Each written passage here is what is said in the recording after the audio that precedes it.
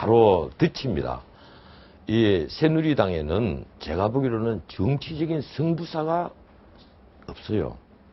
이 승부를 할 대단한 용기를 가지고 있는, 사실은 용기가 아니에요. 네. 정치인으로서는 당연한 용기인데 그런 용기를 제대로 가지고 있는 분이 난 적지 않느냐 이런 생각을 합니다. 오늘 뭐 들으시면 다 섭섭할지 모르겠는데 이 문제는 그렇습니다. 이게 박근혜 대통령이 지금 지지도가 60%가 넘지만은 넘을 때도 있고 50%가 넘고 60% 밑으로는 잘 안 내려가는 오락가락하는데 그런 상황에서도 나는 새누리당이 이번 지방선거에서 패배할 가능성이 대단히 난 높다고 봅니다. 아, 새누리당이 패배할 가능성이 높다? 대단히 높다. 왜 높으냐? 바로 이런 분들이 전부 다 몸살이고 안 나오는 데다가 우선 첫 번째, 그 이후로 첫 번째 중간평가 성격이라고 아까 말씀드리지 않았습니까? 중간평가 성격이라는 것은 뭔가 하면 야당에게 유리하고 여당에게 불리하다는 얘기입니다. 여당 지지도는 반드시 투표를 하겠다는 그러한 결심이 낮을 수밖에 없어요. 이미 자기들이 지지하는 박 대통령은 대통령이니까. 굳이 투표하러 갈? 굳이 투표를 하러 갈 그러한 동의이 없다. 어떤 결심, 강도. 네. 강도가 약하다는 거죠. 네. 거기다가 또 두 번째로 야구는 지금 관심이 높아지고 있습니다. 왜 높아집니까? 안철수라는 새로운 인물 때문에 관심이 높아져요. 네. 안철수 신당이 만들어지면서 민주당과 소위 자기들 말로는 혁신을 놓고 경쟁 중이거든요. 네. 누가 더 새정치 하느냐. 사실 새정치라는 게 참 웃기는 거죠. 새정치라는 것은 우리나라에 아마 등장한 게 87년 현행 헌법 체제가 등장하고 나서부터 계속해서 나온 말입니다. 제가 찾아보니까 가장 오래된 것이 바로 원혜영, 김부겸, 그리고 재정구 이런 분들이 다 모여서 했던, 그때 한겨레 민주당. 한겨레 민주당? 그때 새정치를 표방했어요. 우리 새정치 한다. 그래서 총선에 임했는데 전라도에서 한 분이 당선됐는데 그분도 나중에 새천년 민주당인가로 넘어가 버렸죠. 네. 그때부터 김대중 대통령도 새정치 한다고 해서 새정치 국민회의 만들었죠. 새정치 안 붙인 사람이 없습니다. 항상 얘기하는 것이 새정치였는데 YS는 새정치 한다고 안 그랬습니까? 다 새정치 한다고 그랬잖아요. DJ 새정치 한다 그랬죠. 이 새정치를 두고 또 안철수하고 민주당이 또 경합을 하고 있습니다. 근데 자주 어떻든 간에 국민들 관심이 이제 계속 간단 말이에요. 재밌잖아요. 야당의 명주가 누가 될 것이냐. 과연 호남의 안철수 신당이 하나라도 잠식할 것이냐. 관심이 높다는 말은 투표를 할 의욕을 불러일으키고 그만큼 지지도를 일으킵니다. 그런데 새누리당은 어떻습니까? 약속되어 있는 전당대회도 안 해요. 전당대회도 지방선거 이후로 7월 재보궐선거 이후로 미뤘습니다. 전당대회를 지방선거 이후로 미뤘고요. 전당대회를 원래 하면 이유는 아직 정해지가 않았어요. 전당대회를 원래 하면 당권 경쟁을 하니까 일반적으로 그 당의 지지도가 한 5%에서 10% 가까이 올라갑니다. 그건 다 알잖아요. 지방선거 승리를 위해서는 사실은 전당대회를 미리 하면 훨씬 더 유리하죠. 그만큼 관심이 올라가니까. 그런데도 그것도 안 해요. 스스로 국민들의 관심을 끌고 올 큰 아젠다가 전당대회라는 게 있는데 그걸 포기를 해버린단 말이에요. 전당대회는 사실 근데 큰 관심을 못 끄는데요. 제가 정치부 기자로 이렇게 해보니까. 그런데요. 근데 김황식 전 총리하고 정몽준 의원하고 서로 이렇게 경선 흥행. 잠깐 보이기는 좀 이따 합시다. 시간이 있으니까. 일반적으로 전당대회를 하면 당의 지지도가 올라간다는 것은 그것은 거의 컨벤션 효과? 다 동의합니다. 컨벤션 효과가 있으니까. 근데 그런 것도 안 해요. 안 하는 이유는 여러 가지를 대입니다. 그만큼 이제 새누리당은 웰빙적이다는 거예요. 지금 민주당이나 안철수 신당은 관심을 불러일으키고 있는데 새누리당은 그걸로 관심을 끌고 올 수 있는 소재도 없애버린단 말이에요. 이제 그게 두 번째 이유입니다. 패배할 수 있는 두 번째 이유. 자, 세 번째 이유는 지금 저 새누리당 쪽에서 지금 교단한 말을 열심히 시청해야 될 것 같습니다. 이번 선거가 박근혜 대통령, 박근혜라는 선거의 여왕이 없는 최초의 선거입니다. 새누리당에 박근혜를 대신할 정치적인 스타가 없어요. 선거를 끌고 갈 정치적인 스타가 없습니다. 누가 있습니까, 지금? 스타가 없는 정치, 스타가 없는 정당의 정치, 과연 국민들에게 나는 반드시 새누리를 찍을 거야? 이런 동인이 생길까요? 박근혜에 대한 지지도는 50%가 넘어요. 그런데 청와대는 이번 선거에 직접 전혀 관여 안 합니다. 뭐 박심 논란도 있고 그랬는데. 박심 논란이 있다 하더라도 예. 청와대는 관여 안 하죠. 관여하면 또 다른 정쟁을 불러일으킬 가능성이 있고 관여 안 하겠죠. 그럼 새누리당이 박근혜 대통령 없이 홀로 치러야 되는 선거인데 박근혜라는 스타 없이 치르는 정치란 말이에요. 지금 황우여 대표가 스타성이 있습니까? 그 참 인품 좋은 잘 항상 웃으시죠? 잘 예. 웃으시고 다니시는 분이 호남에서 지지도는 김한길 대표보다 지지도가 더 있다는 통계도 얼마 전에 있었습니다. 내가 이 자리에서 한번 얘기를 했었는데 그렇다고 해서 정치적인 스타는 아니거든요.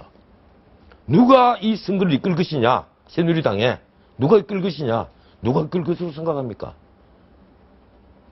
사람이 없어요. 스타 없이 이 정치를, 이 선거를 이끌어갈 스타 없이. 공동선대위원장 체제로 간다. 선거에 쉽게 이길 수 있겠습니까? 김무성 의원이 스타가 될까요? 저는 그렇게 생각하지 않습니다. 그리고 네 번째, 무엇보다도 아까도 얘기했지만 무사안일한 태도, 웰빙적인 태도. 이 선거에 나라도 희생하겠다. 이런 게 없어요.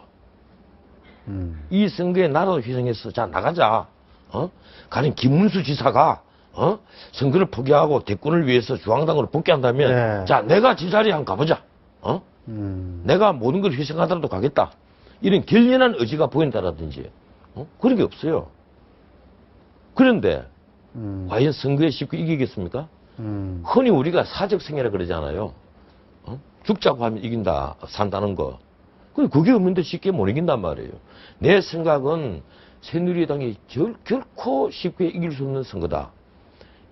아마 나중에 뚜껑 열어보면 알겠지만 이대로만 간다면 또 다른 변수가 수없이 있을 수 있죠. 앞으로 선거가 무려 지금 내가 계산해 보니까 103일 남았어요. 103일이 남았는데 변수는 많겠죠. 그런데 별다른 변수 없이 흘러간다면 나 새누리당은 필패라고 봅니다. 자, 3자 구도로 갈 수도 있는 거 아니에요? 예. 3자 구도. 예, 일단 하나씩 좀 살펴봅시다. 영남에서 영남에서 PKTK에서 지금 대구는 김부겸 의원 이 이변을 준비 중이고 부산은 오거돈 전 장관이 이변을 준비 중이지만 대단히 조성한데 두 분이 이변을 일으킬 가능성은 거의 전무합니다. 전무합니까? 예, PKTK는 새누리당이 이번에 아주 안정적으로 승리할 것으로 저는 생각을 해요. 적어도 지금 박근혜 정부 초기이기 때문에 PKTK에서 우리가 남이냐 하는 바람은 분명히 봅니다. 그리고 이제 남은 것은 이제 호남이에요. 호남인데 이 호남은 참 재미가 있습니다. 호남은 지금 안철수 신당이 불과 설 전만 하더라도 민주당보다 인기가 더 높았습니다. 최근에 들어와서 밀렸거든요. 그 말은 뭔가 하면 안철수 신당에 인물이 없다는 거예요. 인물이. 예, 지난번에 뭐 발견도 했는데 인기를 뒷받침해 줄 만한 네. 스타가 그게 광주에 전남에 전북에 박혀야 되는데 전북에 물론 그 강봉균 전 장관이 전북지사 지금 설이 있지만은 그래서 그분을 두고 새 인물이라고 보기에는 뭔가 좀 그렇단 말이에요. 거기다 전남에도 역시 마찬가지입니다. 이러다 보니까 김효석 의원도 지금 망설이고 있어요. 김효석 공동위원장도 망설이고 있거든요. 이러니까 안철수 의원이 찾다 묻어서 누굴 찾았느냐? 박주선 의원을 찾은 겁니다. 박주선은 지금 무소속으로 박주선 의원을 어떻게든 영입을 하려고 하는데 그럼 박주선 의원이 바보냐? 박주선 의원이 꿈은요? 네. 안철수 의원 못지 않습니다. 어떤 꿈? 박주선 의원 꿈은 당연히 대권이죠. 제 양반 또. 박주선 의원 대권을 꿈꾸고 계시죠. 호남이 난 천재라는 분인데 제 양반이 세 분을 감옥을 가고 세 분 다 무죄로 다 풀려나온 양반인데. 그렇죠. 제 양반이 광주시장, 전남지사 그런데 혹할 양반이 아니죠. 작은 예, 작은 선거에 걸 먹으려고 지금까지 그렇게 생고생을 한 사람이 아니라는 겁니다. 그런데 안철수 의원이 거기 가서 자, 나를 위해서 광주시장 좀 맡아주시오. 그거 하겠습니까? 쉽게 안 하죠. 합류만 하고 시장 출마는 안 할 수도 있잖아요. 그러면 더 바보 되죠. 왜 그렇게 합니까? 차라리 무소속으로 점장계 가만히 있는 게 낫죠. 그게 그 양반한테 훨씬 더 많은 기회가 주어지는데, 이러니까 안철수 의원 또 한치 앞을 못 내다보는 것 같아요. 내가 보기에는. 아니, 자기 자신이 그런만 생각하고 박수선 의원이 그릇을 생각 안 하는 겁니다. 사실 박수선 의원이 그릇이 자기보다 더 클지 모르는데 예. 그렇지 않습니까? 아니, 박수선 의원이 안철수 의원에 비해서 꿀릴 게 뭐가 있어요? 그분이 뭐 공부를 적겠습니까? 아니면 자격이 없습니까? 정치 경험이 적습니까? 아니면 아젠다에 대한 이해가 더 적습니까? 제가 보기에는 박수선 의원이야말로 아젠다에 대한 이해가 훨씬 더 크죠. 더 풍부하고.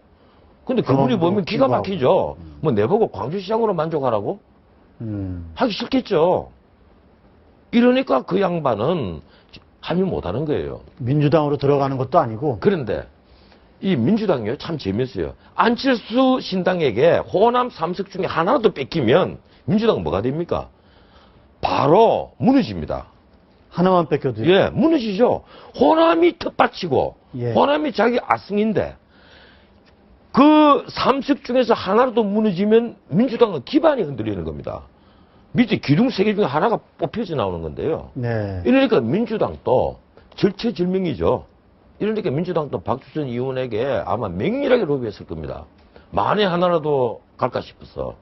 최소한 예. 그냥 그대로만 있어달라. 예, 그러니까 이제 박주선 의원 몸값만 올라가는데 지금 이게 PK, TK 그리고 호남에 또 하나 눈여겨볼 게 김현철 그 전 김영삼 대통령 아드님 아들.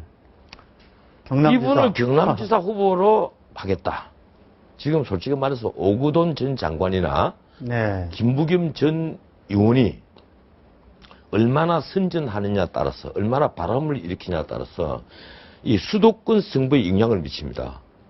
그분들은 어떤 의미에서 정도를 걸어온 분이기 때문에 정도 두 분 다요. 예, 정도를 걸어왔다고 볼 수 있기 때문에 나름대로는 그 지지자들도 고유 지지자들도 갖고 있고 예. 그렇기 때문에 중앙선거에까지 영향을 미칠 가능성이 있어요. 비록 패배하더라도. 몇 %까지 얻을 수 있을 것 같아요? 뭐 글쎄, 전무하다고 아까 말씀하셨는데. 제가 보기로는 김부겸 의원은 30% 정도는 표를 얻겠죠. 예, 오구돈 의원도 그 정도는. 지난번 그 예. 총선 때 얻은 정도는. 예, 그렇겠죠. 예. 그리고 오구돈 의원은 아마 부산에 한 40%까지 지금 얘기가 나오고 있지 않습니까? 거기가 이제 야권이 한 40, 한 5%까지는 얻은 예, 적이 하지만 있거든요. 승부를 뒤집기에는